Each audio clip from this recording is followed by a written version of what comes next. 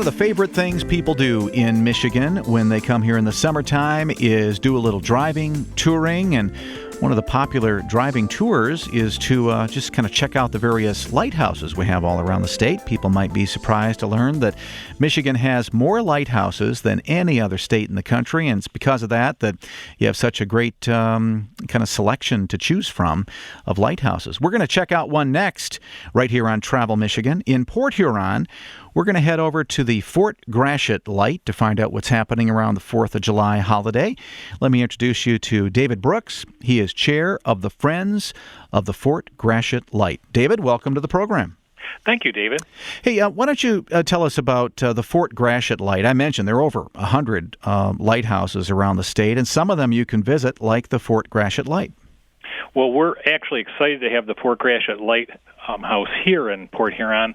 It's recently restored. We opened it last year, actually, after a lot of restoration work to replace all the outside brick on it. It's just a beautiful, shining beacon for our community in the area. Now remind me, is this one of those few lighthouses that was originally somewhere else and moved, or has it always been there? Well, interesting question. It was actually built in 1825 right near the base of what is now the Blue Water Bridges, and in a pretty heavy storm, it was destroyed, and so it was rebuilt, and they were smart enough to move it just a little bit closer to Lake Huron. So we're right at the base of Lake Huron, and actually it's the oldest lighthouse in Michigan. That's what I thought. I remembered hearing that. Hard to believe. Any idea which president was around when that light was commissioned? Oh, gosh.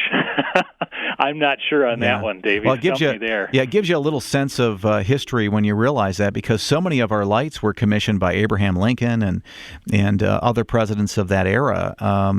It was that time when shipping was more and more increasingly an important transportation opportunity, and so much was being carried by ship that lighthouses were becoming more and more important.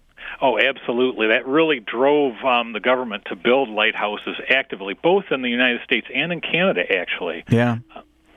Well, any stories you can tell from the Fort Gratiot Light over time as it played an important role in anything in particular?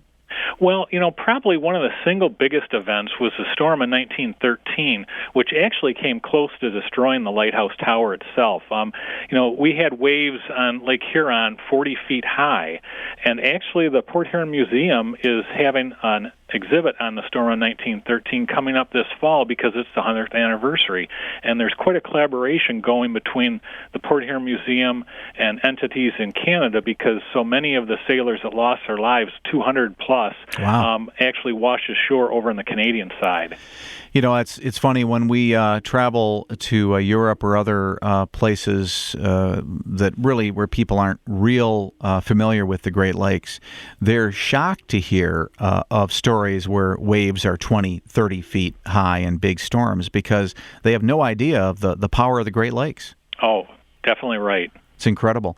Well, of course, your light, the Fort Gratiot Light's going to be the scene of a totally different activity very soon around the 4th of July. That's correct. It's called the Blue Water Sandfest Festival. Why don't you tell us about that?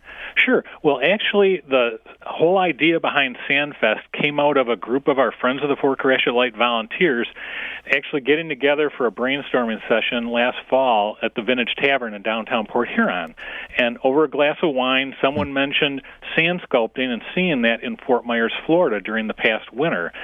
I was intrigued by that enough to do some research. I connected with Bill and Marianne Knight, a.k.a. the Sand Lovers, who are event managers for sculpting events like Sand Bash that's held in April in Fort Myers.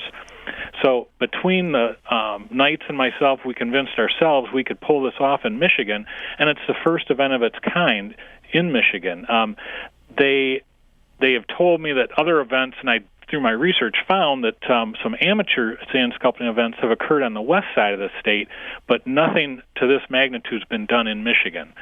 So the Port Huron Museum, who the Friends of the Fort Gratiot Light are affiliated with, and St. Clair County Parks and Recreation, who actually runs the Fort Gratiot Light Station, were intrigued enough that we followed through. We hired the Sand Lovers as our event managers, and Blue Water Sandfest was born.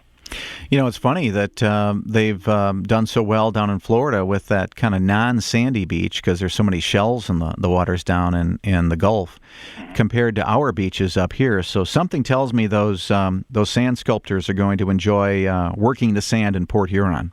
I'm sure they will. But, ironically enough, as I researched, I thought, gosh, perfect location. We've got a nice sandy beach at the light station on the shores of Lake Huron. We already got the sand. Let's just go and sculpt something massive. And lo and behold, the sand lovers informed me that no, Michigan beach sand is good for amateur competitions, but these sculptures are 15 by 15 foot at the base and 12 foot high and very intricate. Wow. So we needed a special sand, and the solution came in the form of 130 tons of sand being donated by Mid-Michigan Materials up in Jeddo, Michigan.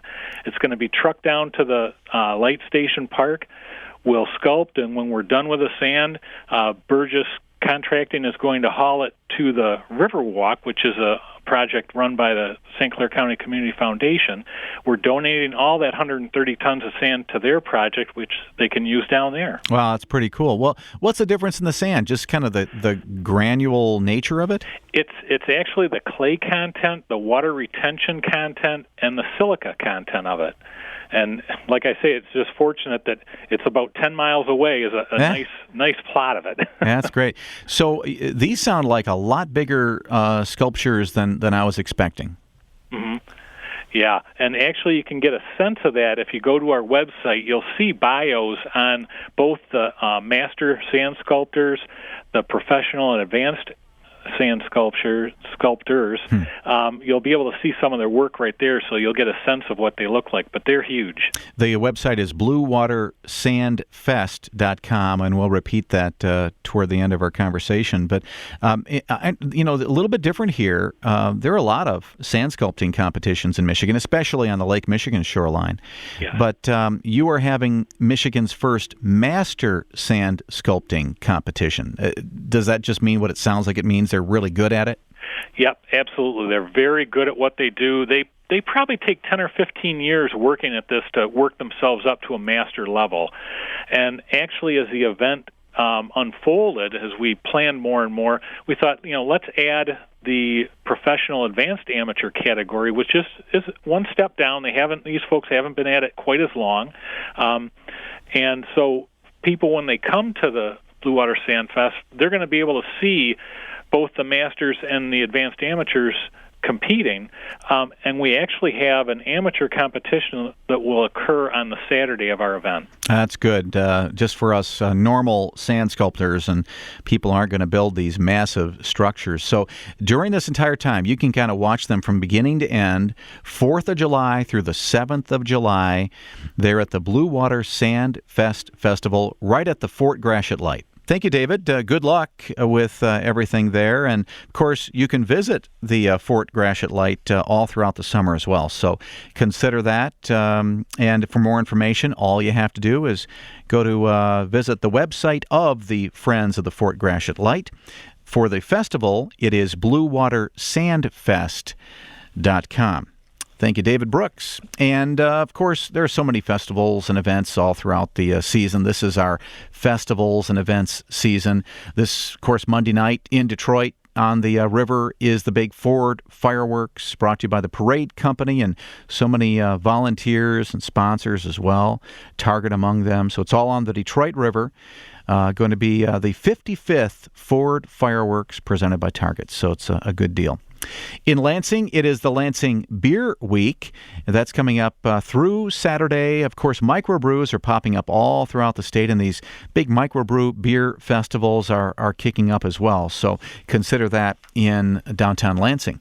The Electric Forest Festival is back. This is going to be in Rothbury at the Double J Resort. That is Thursday through Sunday. Pretty cool event, too, with a lot of electronic jam-type band music, and they've been enjoying that now for a couple of years in Rothbury. It's Pasty Fest up in Keweenaw in Calumet, right on the Copper Peninsula there. So check that out Friday through Saturday and enjoy really the history of the peninsula, live music and dancing, and of course the big bake-off of that UP treat. It's cruising downriver in the Wyandotte area. Lots of the famous cool cars will be on display, so you want to check that out, including the 55 Chevys and the 57 Thunderbirds and 69 Camaro and so much more. And then the last one we have time to tell you about, it's over in Wolverine. Up in Wolverine, the Wolverine Lumberjack Festival is this coming Friday through Sunday. For more information, just go to michigan.org. Speaking of more information, we're going to find out what's happening in Muskegon with a new festival called the West Coast Music Festival. It's coming up next right here on Travel Michigan, where your trip begins at michigan.org.